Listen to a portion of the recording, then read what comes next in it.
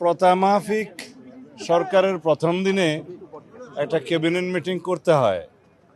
আমরা ক্যাবিনেট কলিগরা সবাই বসছিলাম, ওখানে অ্যাডভাইজার মহোদয়রা ছিলেন। মাননীয় প্রধানমন্ত্রী আমাদের উদ্দেশ্যে বক্তব্য দিয়েছেন, কিছু অনুশাসন দিয়েছেন।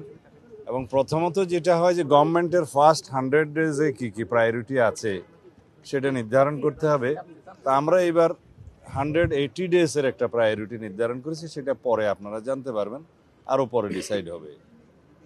সরকারের অগ্রাধিকার বিবেচনায় আমরা প্রাথমিকভাবে দ্রব্যমূল্য নিয়ন্ত্রণে রাখা, আইনশৃঙ্খলা পরিস্থিতি আরও উন্নত করা এবং সরবরাহ চেইন আর কি সাপ্লাই চেইন ঠিক রাখা, আর বিদ্যুৎ এবং জ্বালানি সেক্টরে যাতে কোনো সমস্যা না হয়, গ্যাস এবং বিদ্যুতে, সেটার প্রতি লক্ষ্য রাখে। These are the priorities.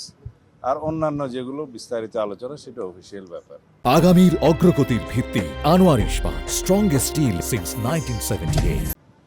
আর এরপরে বাংলাদেশ সরকারের সকল সচিবদের সাথে যেটা মিটিং হয় সেটাও প্রথামাফিক।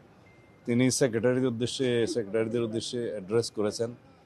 তাদেরকে তিনি বলেছেন যে জনগণ আমাদের ম্যানিফেস্টোর উপরে ম্যান্ডেট দিয়েছে, তো সুতরাং যেটা জনগণের ইচ্ছা, পিপুলস উইল প্রাধান্য পাবে। সেই হিসাবে according to constitution, according to law of the country এবং according to the rules of business, secretary এবং অন্যান্য সরকারি কর্মকর্তা সবাই যাবে এবং সরকারের সেই ম্যানিফেস্টো বাস্তবায়নের জন্য তারা আন্তরিক হবেন, সে আহ্বান জানিয়েছেন। এবং সবাইকে আমরা বলেছি যে কে কার কি অ্যাফিলিয়েশন আছে সেটা আমরা দেখব না, আমরা মেরিট ভিত্তিতে সবাইকে যাচাই করব।